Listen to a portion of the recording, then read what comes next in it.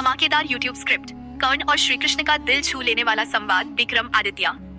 Hello दोस्तों, स्वागत है आपका हमारे चैनल विक्रमादित्य में, जहां हम लेकर आते हैं महाभारत की वो अनकही कहानियां जो आपके दिल को छू लेंगी, रोंगटे खड़े कर देंगी और आपको सोचने पर मजबूर कर देंगी।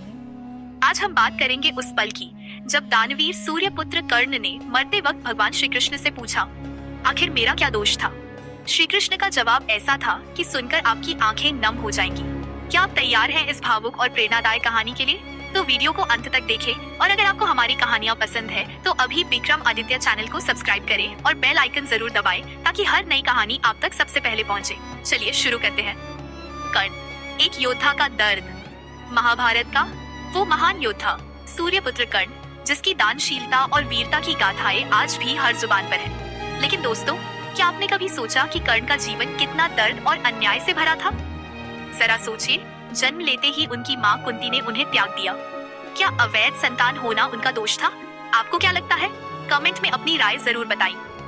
जब कर्ण ने द्रोणाचार्य से शिक्षा मांगी तो उन्हें ठुकरा दिया गया क्योंकि वो क्षत्रिय नहीं थे।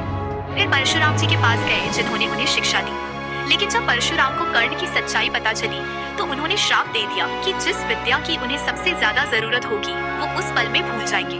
क्या ये कर्ण के साथ अन्याय नहीं था? एक दिन अनजाने में कर्ण का बाण एक गाय को लग गया। गाय के स्वामी ने उन्हें श्राप दे दिया, जबकि कर्ण का कोई इरादा नहीं था। द्रौपदी के स्वयंवर में उनका अपमान हुआ, उन्हें सूतपुत्र कहकर नीचा दिखाया गया। और जब माता कुंती ने आखिरी पल में उनके जन्म का रहस्य बताया, तब भी उन्होंने कर्ण से अपने पांडव बेटों की रक्षा के लिए दान मांगा। क्या ये सब कर्ण के साथ न्याय था? रोते हुए कर्ण ने श्री कृष्ण से पूछा, वासुदेव, मैंने तो सिर्फ दुर्योधन का साथ दिया क्योंकि वही था जिसने मुझे सम्मान दिया, फिर मैं गलत कहाँ हूँ? दोस्तों, इस सवाल ने हर किसी का दिल दहला दिया, लेकिन श्री कृष्ण का जवाब सुनकर आप हैरान रह जाएंगे। क्या आप उत्सुक हैं जानने के लिए? तो वीडियो को लाइक करें और आगे बढ़ें। श्री कृष्ण का दिल को झकझोर देने वाला जवाब। श्री कृष्ण ने शांत लेकिन गहरे स्वर में कहा, हे राधेय, तुम कहते हो तुम्हारे साथ अन्याय हुआ? तो सुनो, मेरा जन्म एक कारागार में हुआ। जन्म से पहले ही मृत्यु मेरी प्रतीक्षा कर रही थी। जिस रात मेरा जन्म हुआ उसी रात मुझे मेरे माता पिता से अलग कर दिया गया। मेरा बचपन गायों और गोबर के बीच बीता। मेरे मामा कंस ने मुझे मारने के लिए राक्षस भेजे। मैंने उनसे लड़ाई की, बिना किसी सेना, बिना किसी गुरु के। तुम्हारे गुरु तुम्हारी तारीफ करते थे, लेकिन मुझे तो उस उम्र में कोई शिक्षा ही नहीं मिली। जब मैं 16 साल का हुआ तब कहीं जाकर ऋषि सांदीपनि के गुरुकुल में पहुंचा। तुमने अपनी पसंद की कन्या से विवाह किया, लेकिन जिस कन्या से मैंने प्रेम किया वो मुझे कभी नहीं मिली। मुझे उनसे विवाह करना पड़ा जिन्हें मैंने राक्षसों से बचाया या जिन्हें मेरी जरूरत थी।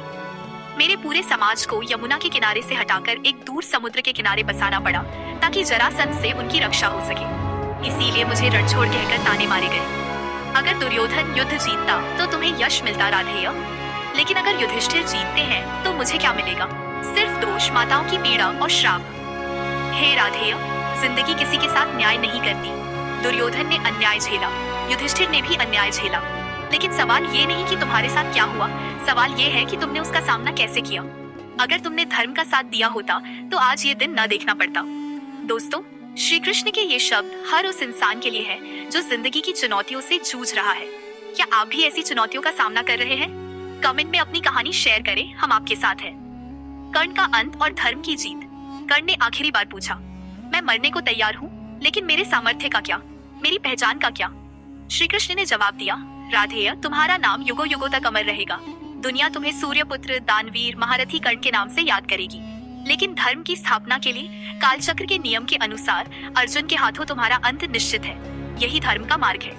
दोस्तों, ये कहानी सिर्फ कर्ण और श्री कृष्ण की नहीं बल्कि हम सबकी है। जिंदगी हमें चुनौतियाँ देती है, लेकिन हमें धर्म और सत्य के रास्ते पर चलना है। क्या आप इस कहानी से प्रेरित हुए? अगर हाँ, तो अभी विक्रमादित्य चैनल को सब्सक्राइब करें, वीडियो को लाइक करें और अपने दोस्तों के साथ शेयर करें। आपका एक सब्सक्राइब हमें और ऐसी प्रेरणादायक कहानियां लाने के लिए प्रोत्साहित करता है।